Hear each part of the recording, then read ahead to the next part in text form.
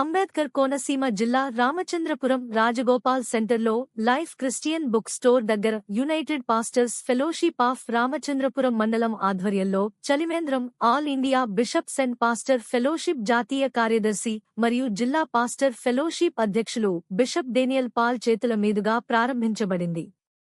ఈ కార్యక్రమంలో జిల్లా అధ్యక్షులు మాట్లాడుతూ ఫెలోషిప్ తరపున చలివేంద్రం ఏర్పాటు చేయడం జిల్లాలోని రామచంద్రపురం మొదటి స్థానంలో ఉందని స్థానిక ఫెలోషిప్ నాయకులను కొనియాడారు.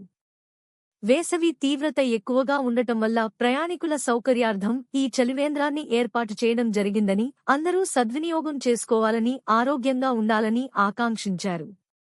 అదేవిధంగా ప్రతి మండలంలోని పాస్టర్స్ ఫెలోషిప్ల ఆధ్వర్యంలో ఇటువంటి చలివేంద్రాలు ఏర్పాటు చేస్తే బాగుంటుందని హితవు పలికారు.